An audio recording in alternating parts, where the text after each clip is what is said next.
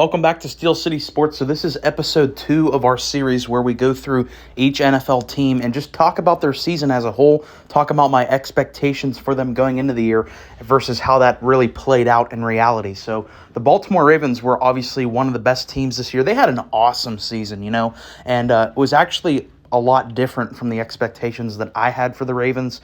The Ravens were a team that I was actually probably the most wrong about because I predicted them to miss the playoffs. Yeah, I'll admit it. I was completely wrong about that because they ended up being the 1 seed. I'll tell you why I thought they were going to miss the playoffs, and that was their track record over the past 2 seasons before this one. It seemed like they always got a collection of injuries, and that's because they play a very physical style of football on both sides of the ball. And it seems like the first half of the year, it seems like they're always like red hot, a contending team. They blow people out. Lamar looks like an MVP level guy. And then the injuries start to stack up, particularly their running backs. They've had a lot of issues with that injury there, with those injuries. Lamar has dealt with a lot of injuries the past 2 seasons to this year. They also have dealt with a lot of defensive injuries. So all that led me to say, I think they're a really talented team, but you also have to remember, the Lamar Jackson thing was weird going into this past year.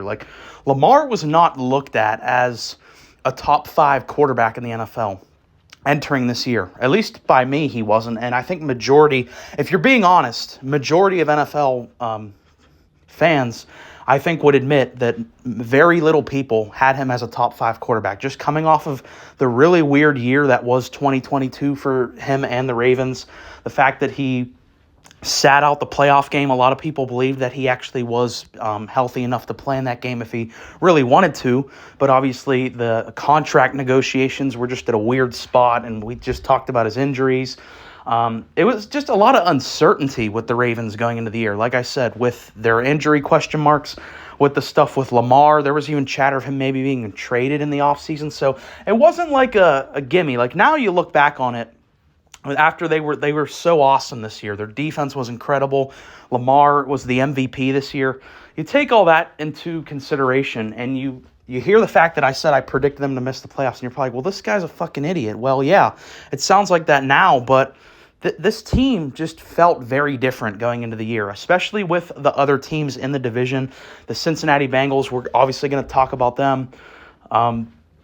I was predicting them to win the division, because they, to me, looked like the best team by far in the division on paper, and obviously Burrow got hurt, and the Ravens kind of just ran away with things. But they were an awesome team this year, and I give them a ton of credit for that. I think they were player for player one of the most talented teams in the league, and that's the reason why they were the 1 seed, is they legit had a top 5 roster in the NFL with an MVP-level quarterback in Lamar Jackson, who had some really phenomenal performances this year. I think one of my favorite performances of the season, maybe even my favorite from a team or a player, was Christmas night, the Baltimore Ravens versus the 49ers in San Francisco.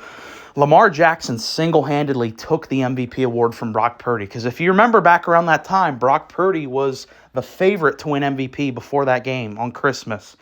After that game, Lamar Jackson went from, I want to say 2nd or 3rd or 4th in MVP odds to the heavy betting favorite, and he never let go of it after that game because he was so sensational down the ending stretch of the year, closed out very strong. We just talked about that Niners game. Also look at the Dolphins game. They completely punched the Dolphins in the mouth. I think that was the final week of the season, or maybe...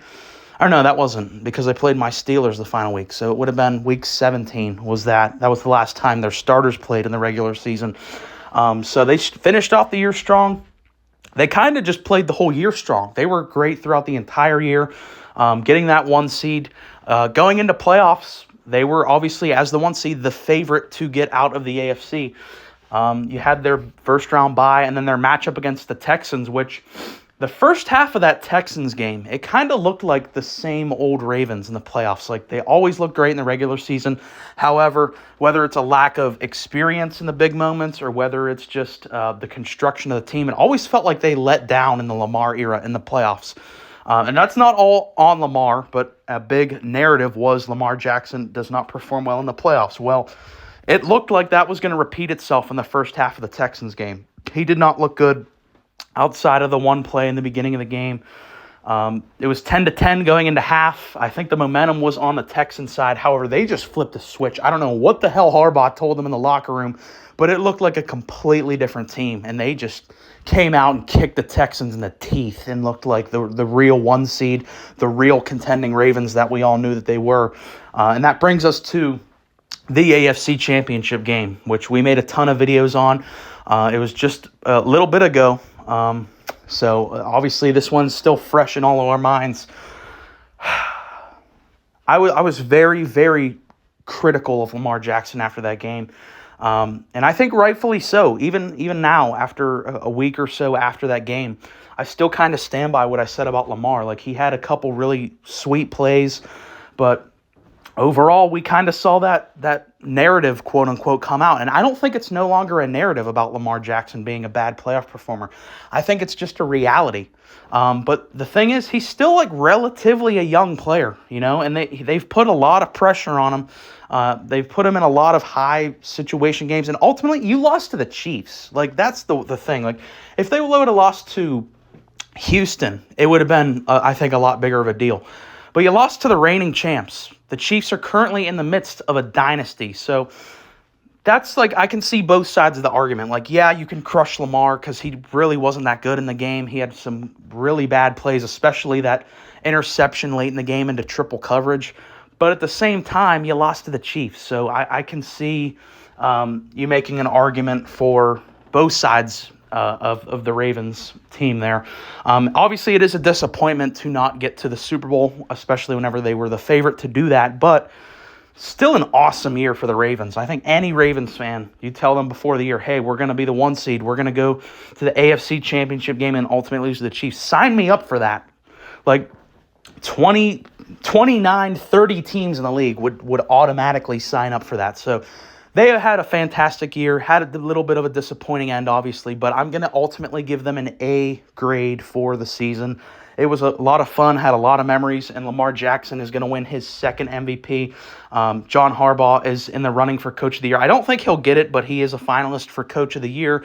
Their staff was phenomenal. I think that's Harbaugh. One of his strongest suits is being able to build phenomenal coaching staffs. And his defensive coordinator has already been hired. He got the Seattle job. So, great year for the Ravens. I'm excited to see what they do going forward, though. Like, it sucks that they're in my division with my Steelers because talent-wise, I think they're miles ahead of the Steelers, especially at the quarterback position. However, we talked about this after that Ravens game, after they lost to the Chiefs, I think this was their best year to get the Super Bowl. I really think this was their Super Bowl window because now Lamar Jackson's contract over the next 2 years just skyrockets. And you're not going to be able to afford to have some of these more luxury players around like OBJ, like Jadeveon Clowney, especially some other guys too, like when it comes to injury. This was one of their more relatively healthy seasons. So I feel like everything just came together perfectly. The fact that you had this much talent on one roster, the fact that you were pretty healthy, like Mark Andrews was even back for the final game, and the fact that the conference final game was in Baltimore. I felt like this was their window to do it, and ultimately they came up short. But like I said, it was to the Chiefs. So that's been my little rant or ramble, whatever you want to call it, on the Ravens. If you made it this far, appreciate it. If you're a Ravens fan, go ahead and leave a comment and let me know your thoughts on the season. If you're not a Ravens fan, go ahead and let me know your thoughts. So that has been it. Thanks for watching. Please like and subscribe.